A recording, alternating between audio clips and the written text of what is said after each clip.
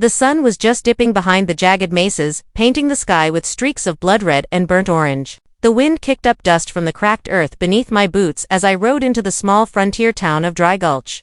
The place looked like a rattlesnake's den, quiet, dangerous, and full of secrets best left buried. I was just passing through, like most folks who didn't want to stick around long, but something had me riding slow, my eyes scanning the street. That's when I saw her. She was chained to a post outside the saloon, a slender Apache girl with dark hair tangled around her dirt-smudged face. Her wrists were raw and bleeding where the iron bit into her skin. She was trembling, not from cold. The desert never gets cold this time of year, but from something darker. Fear, maybe, or hope, or both. I dismounted, my spurs jangling against the wooden sidewalk. The townsfolk kept their distance, eyes wary, like I might be the next trouble. Trouble was the last thing I needed, but sometimes trouble finds a man whether he wants it or not. Her eyes met mine, and I saw the story there without a single word. She begged me to leave her chained, yet her eyes screamed a desperate plea I couldn't ignore. Save me. I swallowed hard, feeling the weight of that silent cry. The sheriff, a hard-eyed man named Coulter, appeared in the saloon doorway, his hand resting on the butt of a revolver. You got no business there, stranger, he growled. She's property of a man named Briggs. Paid good money for her. Property, I spat. No one's property, least of all a person. Coulter's gaze hardened. You're new here, don't know how things run. That girl's got debts to pay, and anyone tries to free her, they'll be answering to Briggs. And me. Briggs was a man I'd heard about, a ruthless cattle baron who ran Dry Gulch like it was his own kingdom. He was the kind of man who'd kill a rattler just for the fun of it. I looked back at the girl. Her lips trembled, and when she whispered something, I caught only one word. Please. I had two choices. Turn my horse and ride away like any sane man would, or step into the fire and see what it would burn. I chose the fire. The night came quick in Dry Gulch, folding the town into shadows thick as whiskey. The Apache girl, whose name I'd learned was Neely, was still chained to that post when I woke in the rundown boarding house on the edge of town. Her silent plea haunted me like a bad dream I couldn't shake. I stepped outside to find the cool desert air brushing against my face. The moon hung low, casting pale light over the red dirt and thorny scrub brush. I was no stranger to rough places, but this one felt different, heavier somehow, like the land itself was waiting for something to break. My horse, a lean bay with a white star on his forehead, stood tied outside. I loosened his reins and ran a hand through his mane. We gotta get her out of there, I muttered. I figured I'd need more than grit and guts to face Briggs. The man was a mountain of a brute, said to carry a Winchester rifle wherever he went, and known for putting a bullet through any man's knee who dared cross him. Dry Gulch was his playground, and anyone who stepped on his land without his say-so ended up with a knife in their back. I walked back to the saloon, eyes peeled for anything that might give me an edge. The place was buzzing with low talk and the clink of glasses. Inside, Coulter sat at the bar, nursing a whiskey and staring into the amber liquid like it held the answers. I slid up beside him. I'm here to make a deal. He looked me over, suspicion etched deep in his face. You sure about that? I want to buy Nayeli's freedom, I said bluntly. Coulter laughed, but it was a dry, humorless sound. She ain't for sale. Not unless you got more cash than Briggs' cattle herd. I pulled out a worn leather satchel and set it on the bar, the weight of coins clinking inside. That's all I got. Take it or leave it. He eyed the satchel, then back at me. You're playing a dangerous game, friend. Briggs don't like to be crossed. I nodded. Neither do I. The next morning, I found myself standing in front of Briggs' rancha, sprawling compound, surrounded by high wooden fences and armed men who looked like they'd been born in a gunfight. The sun beat down on my neck, and the dry wind carried the smell of smoke and sweat. Briggs met me at the gate, his eyes cold and hard like chips of obsidian. He was taller than me by a good head, broad-shouldered with a thick black beard and scars that told stories of past battles. You're the fool wanting to buy Nayeli, he said, voice rough as gravel. I'm the man who's taking her away. He laughed, a deep, cruel sound that echoed across the dusty yard. You don't have the money, and you don't have the nerve. I looked him straight in the eye. Try me.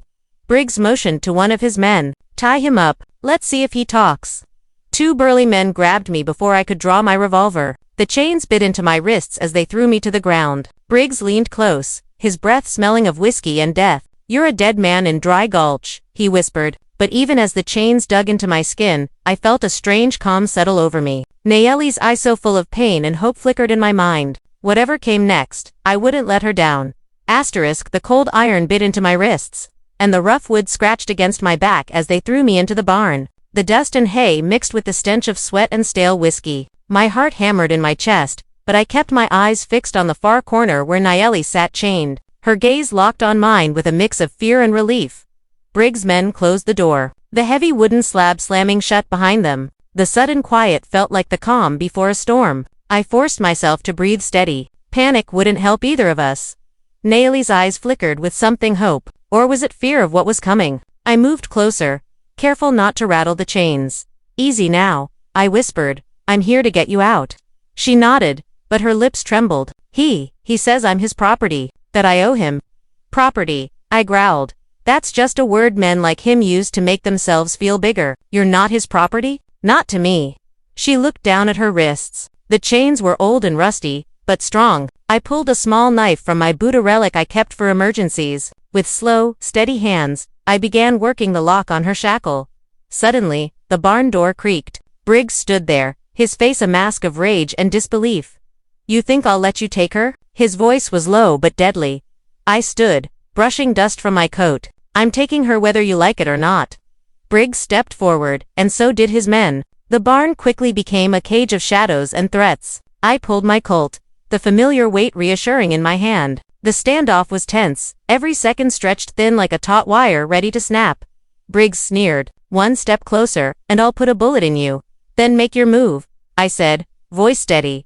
It was a game of nerves, a deadly dance. But then, a sudden noise, a horse's hooves pounding outside. From the open barn door, I saw the silhouette of a rider charging into the clearing. Gun blazing, it was a group of men, rough and ragged like me, but determined. Cowboys from nearby ranches who'd had enough of Briggs' tyranny. They rode hard and fast, their rifles barking like thunder in the chaos. I grabbed Nayeli's shackles and smashed the lock with a rock. The chains fell away with a clink, and she stood free for the first time in months. Run, I shouted. We bolted into the night, the thunder of hooves chasing us. Briggs' men fired. But the cover of darkness was on our side.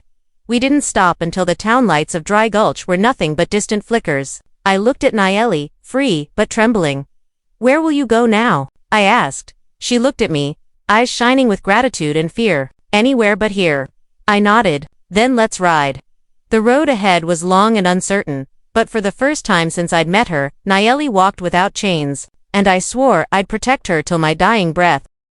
The moon hung high as we rode out from Dry Gulch, the soft clatter of hooves, the only sound breaking the desert's stillness. Nayeli sat close behind me, her hands gripping the leather of my saddle, as if afraid to let go of the one thing steady in this wild world. The wind whipped at our faces, carrying the scent of sagebrush and dust. Out here, miles from any town or man's law, the world was raw and honest, but freedom didn't come easy in these parts, especially not for a girl like me. I stole a glance at her in the silver moonlight. Her dark hair tumbled loose, tangled from days of captivity and running. Her eyes, fierce and soft all at once, told stories of lost villages, burned homes, and a life stolen by men who wore their power like armor. We rode in silence, the miles stretching before us like a promise. I figured she needed time to trust, to heal, and maybe, to see that not all men were monsters. After a few hours, we stopped near a small creek where the water ran clear and cold. I slid off my horse and led him to drink,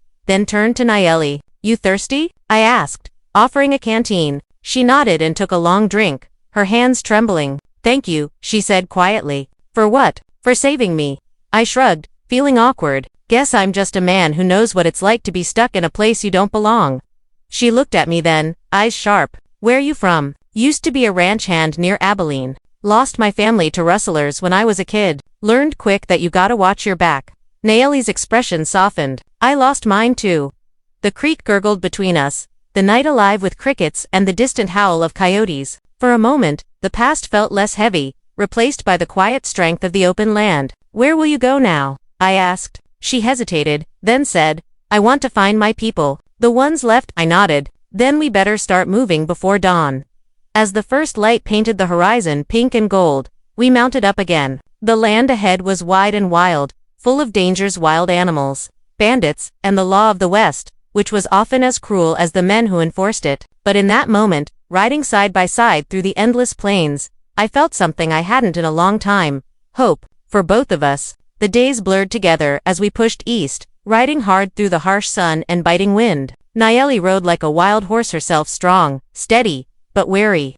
Always watching the horizon as if expecting danger to leap from the scrub brush. Out here, the land was unforgiving. Every rock and cactus seemed to hold a story. Every gust of wind whispered old legends and warnings. I could feel the weight of it pressing down on us, the endless miles, the shadows that followed. We kept to the lesser-known trails, avoiding the main roads where Briggsmen would surely be hunting for us. But danger has a way of finding men like us. One evening, just as the sun sank behind a ridge of red cliffs, I spotted movement ahead, a plume of dust rising in the distance. My hand went to my gun before I even realized it. Horsemen, I murmured, voice low. Nayeli's eyes darkened. Briggs men. I nodded grimly. Likely.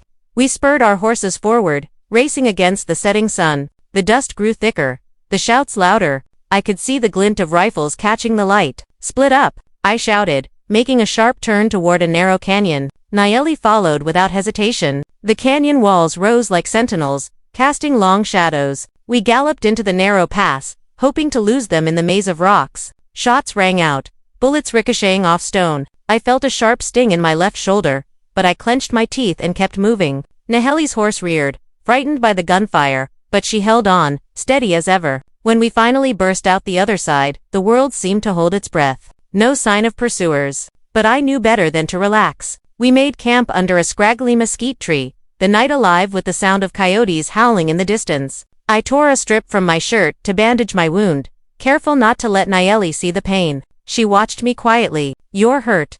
Just a scratch. She hesitated, then reached out, her hands gentle as she pressed the cloth tighter. You saved me once. Let me help. That moment broke something open, walls built from years of pain and mistrust. For the first time, Nayeli, let me close. We've got a long road ahead, I said, meeting her gaze. She nodded. I'm ready.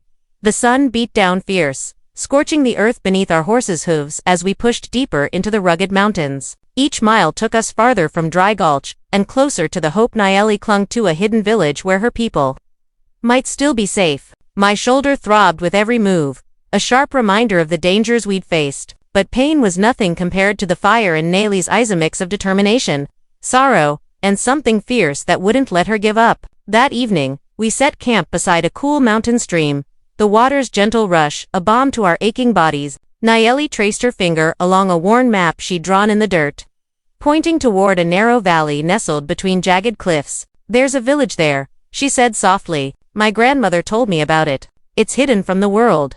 I nodded, feeling a renewed sense of purpose. We'll get you there. But the quiet didn't last long. Shouts shattered the calm, and figures emerged from the trees. Briggs men, relentless as ever. They surrounded us, rifles raised, faces set in grim determination. Briggs himself stepped forward, his voice cold and mocking. Thought you could run? Did you? That girl's mine to claim. I drew my Colt, standing firm between Nayeli and the danger closing in. Not today.